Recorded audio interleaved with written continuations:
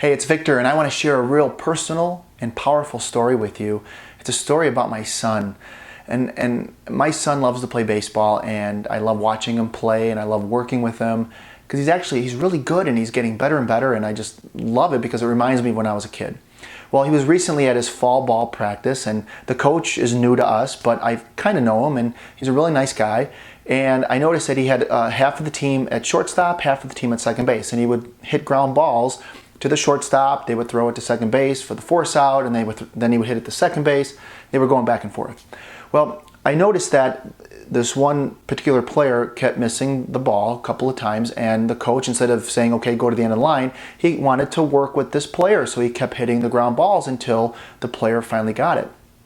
And when the player got it, a voice came from the shortstop side really loud that said, finally. The coach, without hesitating, turned to the shortstops and said, who just said that? And I happened to be looking, and all of a sudden I see this hand go up in the air, and it's my son's hand. He said, finally. The coach, without hesitation, said, Angelo, go sit on the bench. And Angelo went off and ran to the bench, and I'm watching him run in slow motion, mind you, right? And he's running, and I'm feeling really bad for him, but I'm not interfering, and he starts crying halfway to the bench. So I let him sit there for a minute, and I went over to him, and I said, what happened?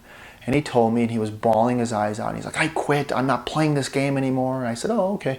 And I got up. I didn't say anything or suggest anything. I just left. I went back to where I was standing. And about 10 minutes later, the coach stopped what he was doing and went over and took him off to the side and talked to him and said, hey, Angelo, how would you feel that if you weren't catching the ball and you finally caught it, someone yelled out, finally, to you? Would that feel good? And he said no. Now, I know my son didn't do it to be mean.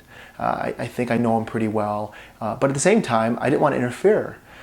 So the coach did it. And it was the greatest lesson for me because not only did I agree with what he did, but I was watching him, and I wanted to make sure he wasn't going to take too long because I didn't want my son to be sitting there the whole practice because I didn't think he deserved to be sitting on the bench the whole time. But he did the right thing. He went and he talked to him, and they got on the same page.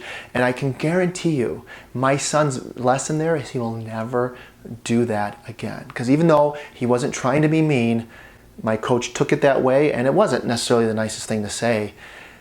And my son learned a valuable lesson. He learned it from being in the situation, and I learned it from being a dad, to just kind of stay back, detach myself from it and just watch. And I observed the whole thing, and it was the greatest. And then afterwards, Angela and I talked about it, and I said, hey, it's not real, it's not something you want to do, right? You don't want to say those kinds of things to people. It hurts people's feelings. He's like, yeah, I learned something. And everything was great. He was back into the game and in the practice. He was doing great.